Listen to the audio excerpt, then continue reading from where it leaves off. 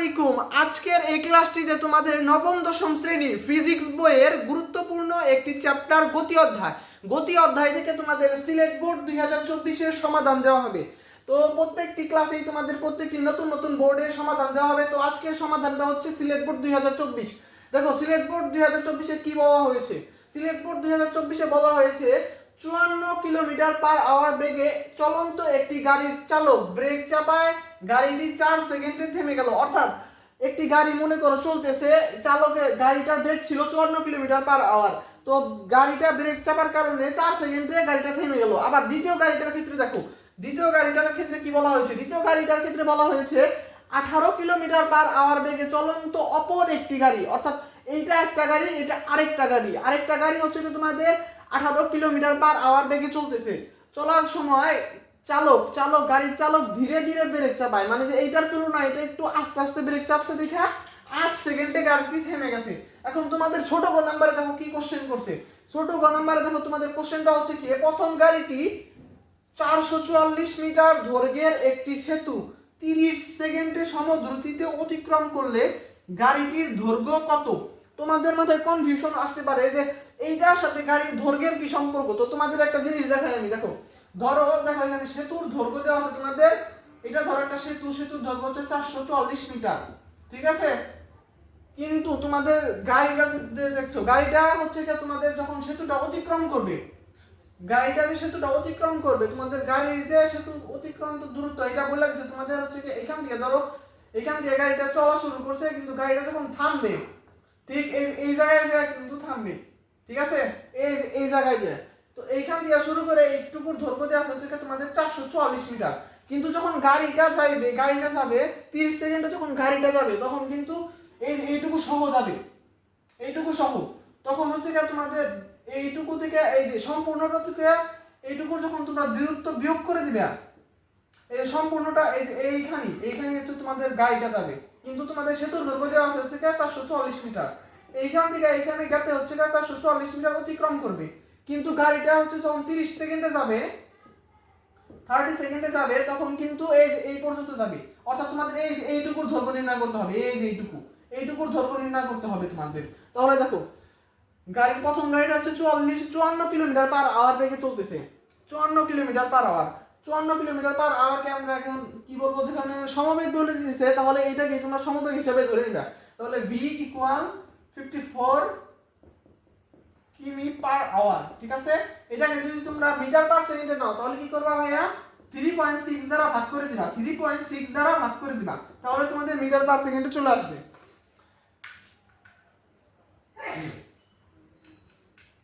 এখানে আমাদের 15 metre per second আসছে। আবার দেখো তাহলে 30 মিটারে যেহেতু সেতু অতিক্রম করে, তাহলে 30 সেকেন্ডে দেখো তোমাদের গাড়িটা কত দূর অতিক্রম করতেছে, তাহলে তোমাদের বের করতে পারবা। এইটুকু যে দূরত্ব এটা হচ্ছে গাড়ি অতিক্রম করতেছে, আর সেতুর দৈর্ঘ্য হচ্ছে 444 মিটার। তাহলে 30 সেকেন্ডে গাড়ির অতিক্রান্ত দূরত্ব নির্ণয় করবা, ঠিক আছে। 30 সেকেন্ডে গাড়ি কতটুকু দূরত্ব অতিক্রম করে, 30 সেকেন্ডে গাড়ির অতিক্রান্ত দূরত্ব s = vt। তাহলে v এর মান হচ্ছে তোমাদের 15 metre per second into t এর মান হচ্ছে 30। এখানে তোমাদের 450 মিটার আসবে। দেখো 450 মিটার। 30 সেকেন্ডে গাড়ি কি হচ্ছে সেতু অতিক্রম করে 444 মিটার, কিন্তু 30 সেকেন্ডে গাড়ির দূরত্ব অতিক্রম করে দেখো হচ্ছে 450 মিটার। তাহলে গাড়ির দৈর্ঘ্য হচ্ছে এই যে এইটুকু নির্ণয় করতে হবে। এই যে এইটুকুর দৈর্ঘ্য হচ্ছে এখন 450 মিটার। আমরা এই যে এইটুকুর দৈর্ঘ্য নির্ণয় করলাম, এইখান থেকে এইখানের দৈর্ঘ্য নির্ণয় করলাম 450 মিটার, আর সেতুর দৈর্ঘ্য হচ্ছে 444 মিটার। তাহলে গাড়ির দৈর্ঘ্য হবে, সুতরাং গাড়ির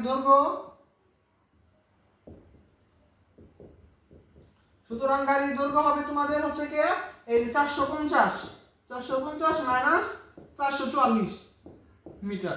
তোমাদের গাড়ির দৈর্ঘ্য আসছে হচ্ছে কি 6 মিটার, ঠিক আছে ভাইয়া, বুঝছো। এই যে তোমাদের এইটুকু বের করা হচ্ছে তোমাদের মূল টার্গেট। এইটুকু থেকে তোমাদের সেতুর দৈর্ঘ্যটা বিয়োগ করে দিবা, তাহলে তোমাদের গাড়ির দৈর্ঘ্যটা বেরিয়ে আসবে। এখানে মিলিমিটার হবে না, মিটার হবে।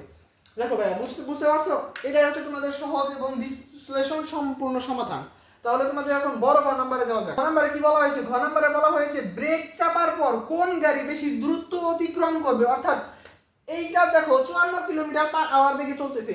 এইটাকে যখন 4 সেকেন্ডে ব্রেক করা হয় তখনই কিন্তু বস্তুটা থেমে যাবে না। ব্রেক করার সাথে সাথে কি তোমাদের গাড়িটা থেমে যাবে না, একটু চলবে। তোমাদের হচ্ছে ব্রেক করার পরে একটু যদি চলে যায়, এইটুকু কথা বলতেছে যে কোন গাড়িটা ব্রেক চাপার পরে বেশি দূরত্ব অতিক্রম করবে, প্রথম গাড়ি নাকি দ্বিতীয় গাড়ি। এই যে এটা প্রথম গাড়ি নাকি দ্বিতীয় গাড়ি, কোন গাড়িটা ব্রেক চাপার পরও বেশি দূরত্ব অতিক্রম করবে। অর্থাৎ তোমাদের প্রথম গাড়ির ক্ষেত্রে দূরত্ব নির্ণয় করবা, আর দ্বিতীয় গাড়ির ক্ষেত্রে দ্বিতীয় দূরত্ব নির্ণয় করবা। যে গাড়িটা যদি দূরত্ব বেশি হবে ওইটা হচ্ছে তোমাদের বেশি। তো প্রথম গাড়ির ক্ষেত্রে আমরা বিবেচনা করি। প্রথম গাড়ির ক্ষেত্রে দেখো, প্রথম গাড়ির ক্ষেত্রে দেখো তোমাদের আদি বেগ, দেখো ব্রেক চাপার আগে কিন্তু তোমাদের 54 কিলোমিটার পার আওয়ার বেগ ছিল। কি ভাইয়া, ব্রেক চাপার আগে তোমাদের বেগ কত ছিল? 54 কিলোমিটার পার আওয়ার। তো আমরা ছোট গ নাম্বারে বের করে নিয়েছিলাম মিটার পার সেকেন্ডে যদি 54 কিলোমিটার পার আওয়ার কে নেওয়া হয় তাহলে আদি বেগ ইউ ইকুয়াল এখানে তোমাদের 15 মিটার পার সেকেন্ড হবে। তোমাদের ছোট গ নাম্বার দেখাইছি কিভাবে কিলোমিটার পার আওয়ার থেকে মিটার পার সেকেন্ডে যেতে হয়।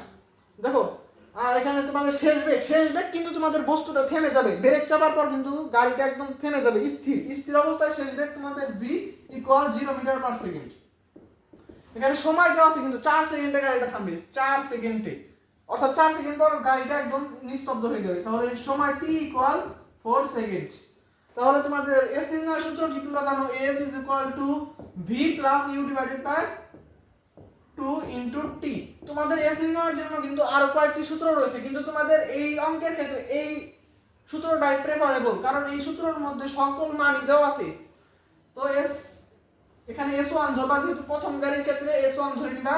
এখানে v এর মান বসাও, v এর মান 0, u এর মান 15 ডিভাইডেড বাই 2 ইনটু t এর মান 4। তাহলে সুতরাং s1 এর মান আসবে তোমাদের হচ্ছে কি,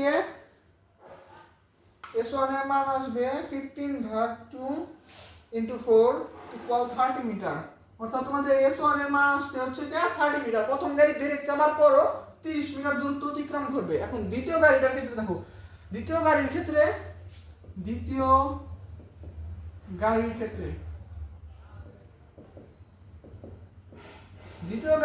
তোমাদের দেখো আদি বেগ দেওয়া আছে হচ্ছে কি 18 kilometre per hour, 18 kilometre per hour. U দেওয়া আছে তোমাদের 18 কিলোমিটার পার আওয়ার। ঠিক আছে, এই 18 কিলোমিটার পার আওয়ারে তোমরা মিটার পার সেকেন্ডে কিভাবে নিবা জানো না তোমরা?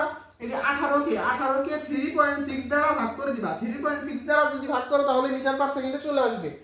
18 কে 3.6 দ্বারা ভাগ করে দিবা, মিটার পার সেকেন্ডে চলে আসবে। এটা আসছে হচ্ছে কি 5 মিটার পার সেকেন্ড। ঠিক আছে, আর শেষ বেগ কিন্তু বস্তুটা যখন থেমে যাবে, অর্থাৎ গাড়িটা যখন থেমে যাবে তখন কিন্তু তোমাদের গাড়িটার শেষ বেগ হবে 0 metre per second. 0 metre per second. আর হচ্ছে তোমাদের সময় 8 সেকেন্ডে গাড়িটা থেমে গেছে, 8 সেকেন্ড সময় নিছে গাড়িটা থামতে। তাহলে সময় কত ভাইয়া? t হবে এখানে 8 সেকেন্ড। কত? 8 সেকেন্ড।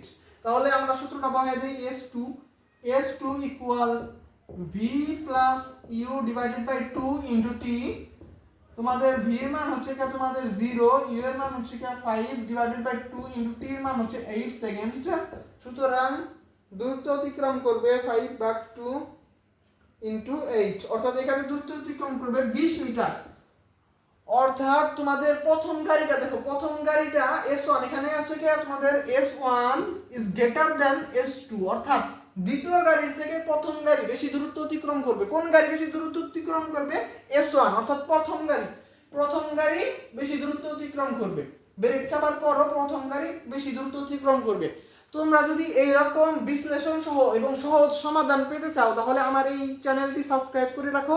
প্রতিনিয়ত প্রত্যেকটা ব্রড কোশ্চেন একদম সহজ এবং বিশ্লেষণ সহকারে সমাধান দেওয়ার চেষ্টা করব ইনশাআল্লাহ। তো আজকের ভিডিও এই পর্যন্তই।